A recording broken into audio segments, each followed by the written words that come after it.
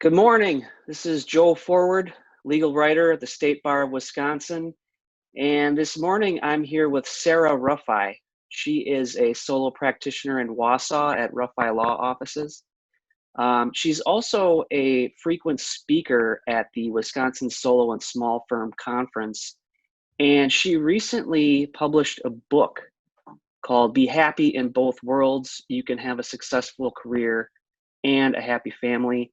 And I wanted to chat with Sarah this morning just to get an idea of what's going on with solo practitioners in Wisconsin during this time of pandemic. Sarah, how you doing? Thanks so much for being with us. Thank you for thinking of me, Joe. And it's a beautiful Friday. The sun's shining and it's getting warmer out. So life is good. Yep.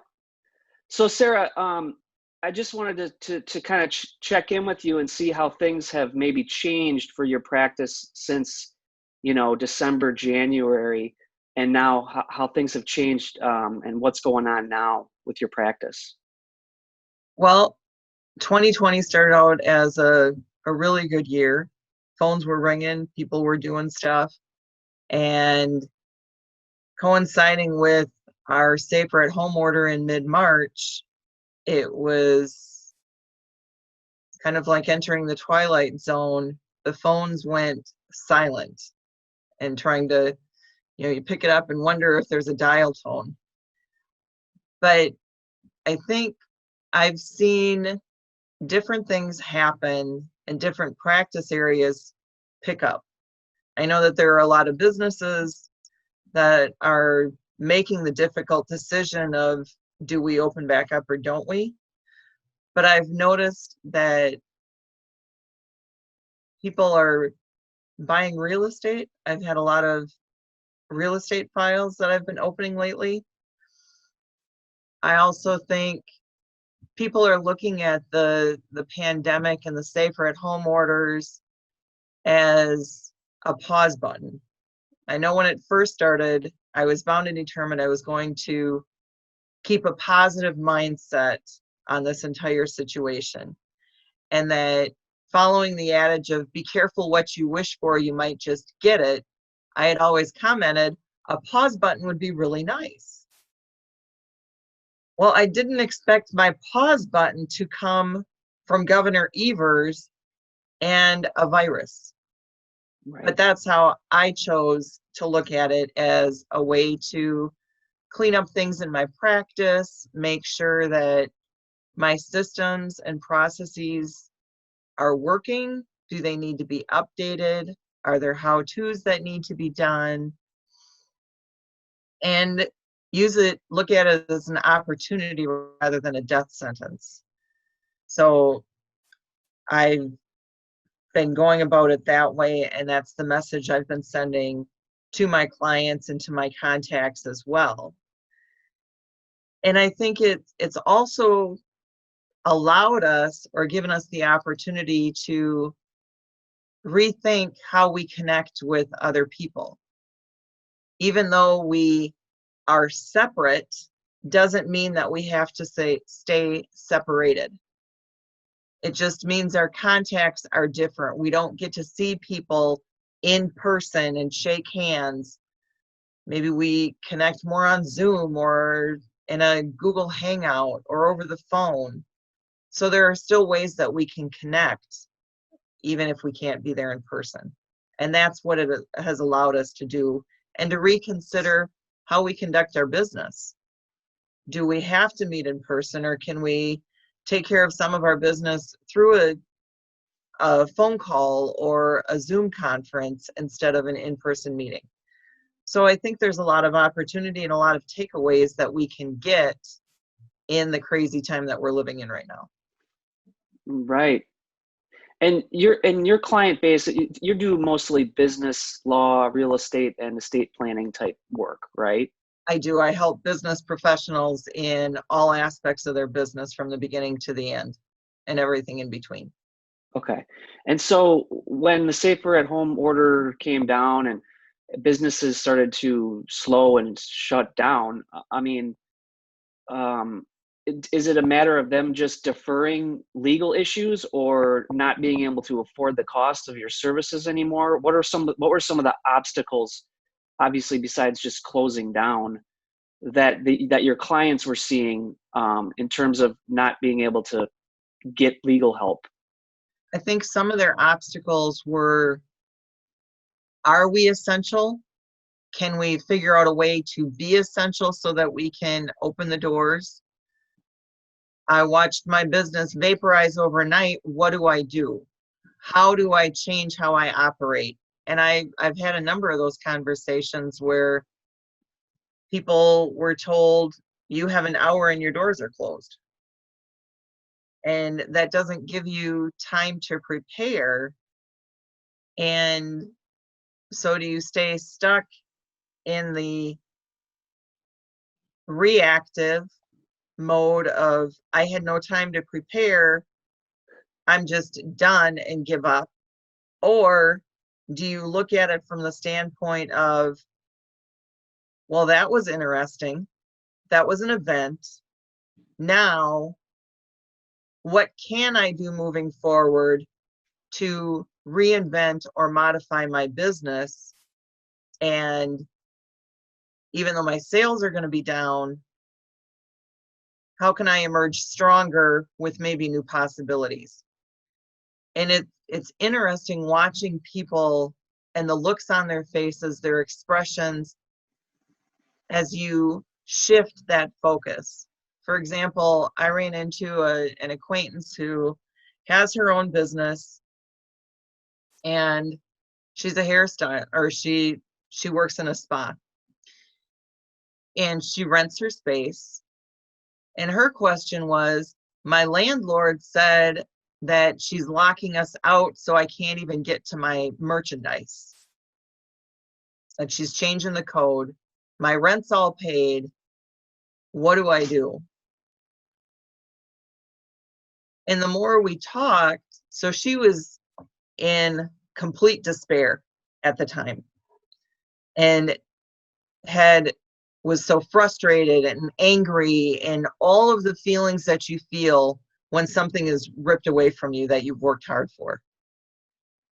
And during the course of our conversation, we talked about that, but we talked about her business and how she could monetize what she does while her doors were closed by the government.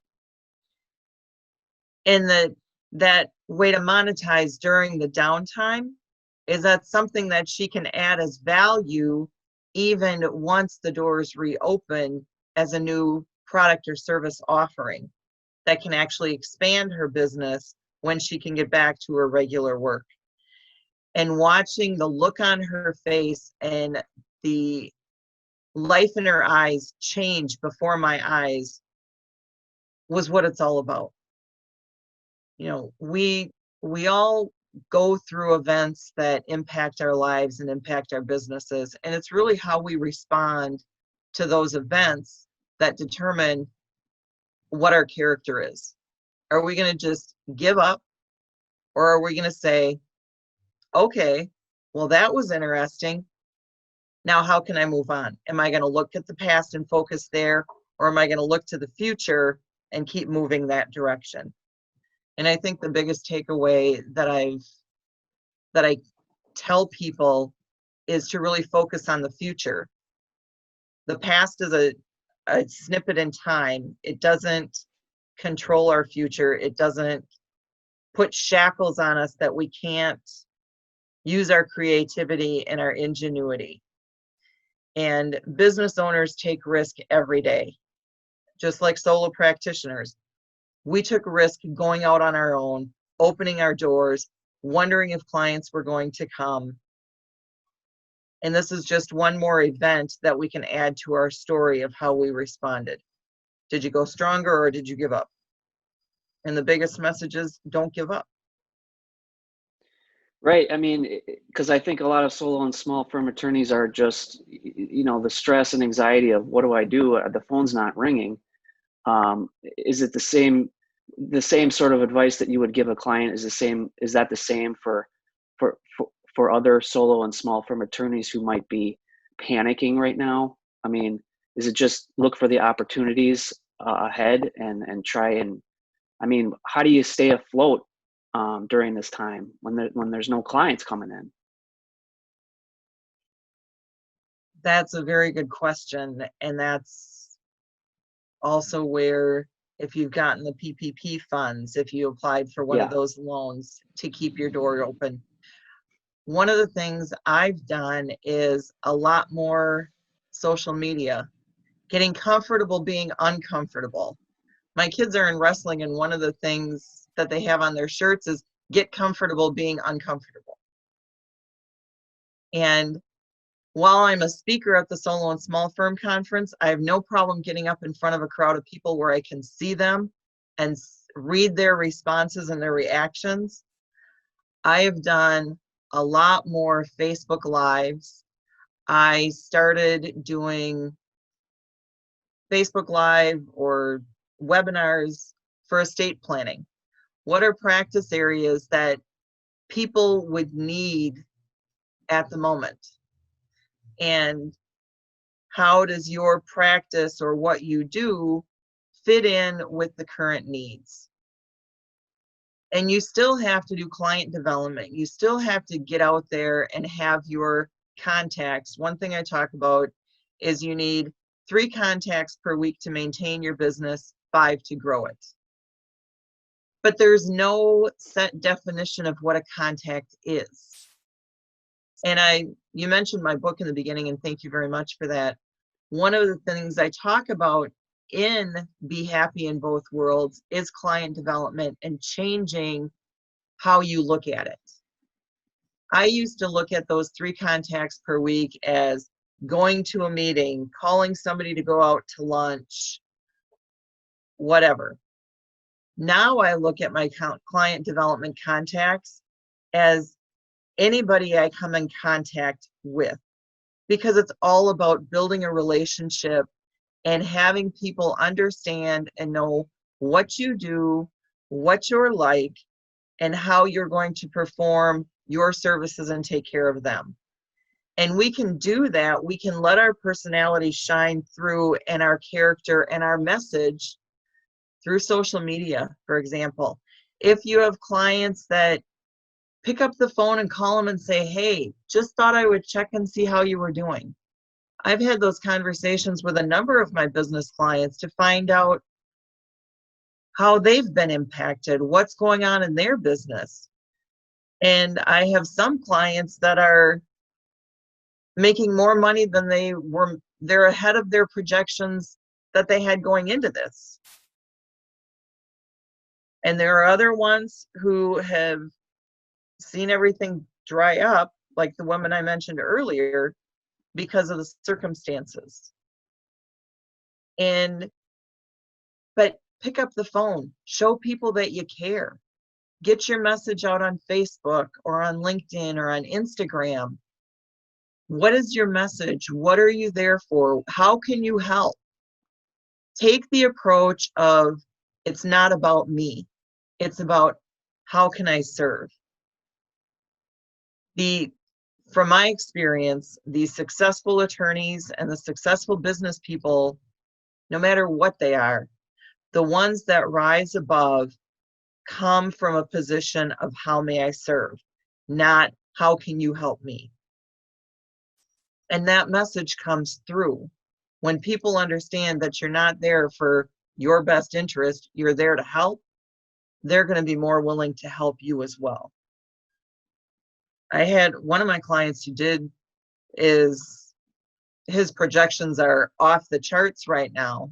He's in such high demand.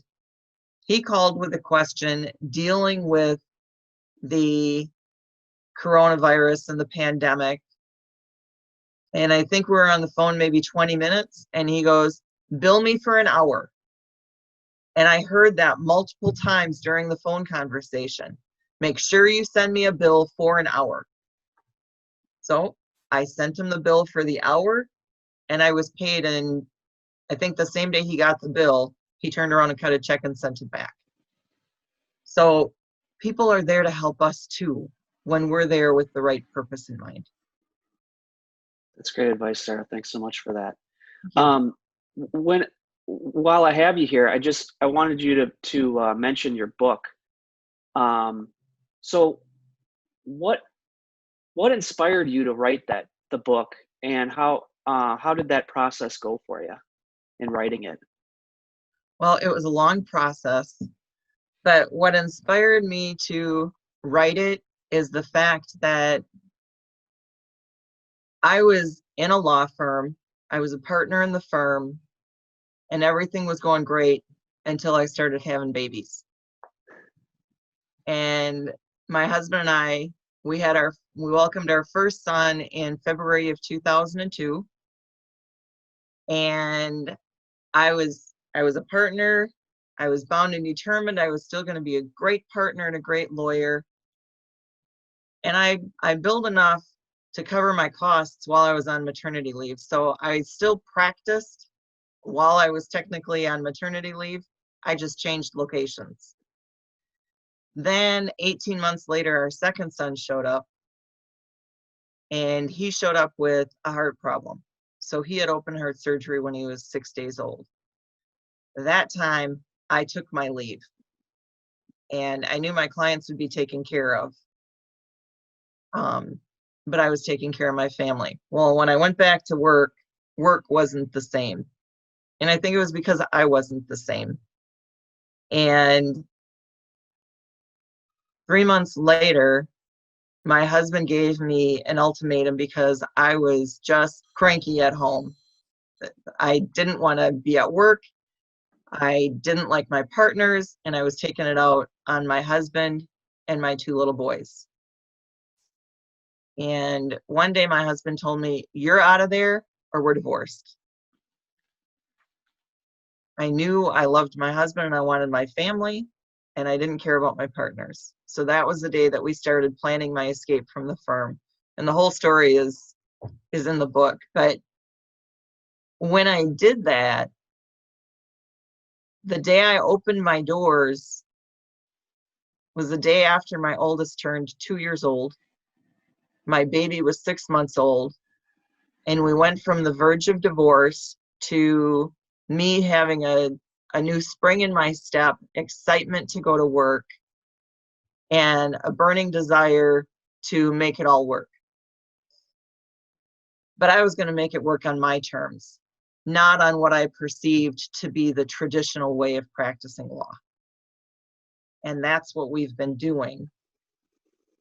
And I know that the American Bar Association has done studies trying to figure out why women are leaving the practice of law. And they aren't just leaving the big firms, they're leaving. They aren't practicing anymore. And I'm sure it's because they can't figure out a way to have their work life and their family life peacefully and happily coexist. And that's what this book is all about. It's about how we've designed our practice. And the reason the book came about is because my husband told me I should write a book and share my message. But it's all about how I've changed the practice of law. And I practice law to fit my life. I had an attorney ask me one time, "What are you?" He was prepping me for a deposition, and he goes, "What are you?" And I thought, I know exactly what you want me to say, and there is no way I'm going to say it. So my response was, I'm a woman, a wife, a mother, a daughter, and a business owner who happens to practice law. And he was like, wow. And I know at my old firm, my male partners expected lawyer to be at the top of that list and family farther down the line. And that's not the way it has to be.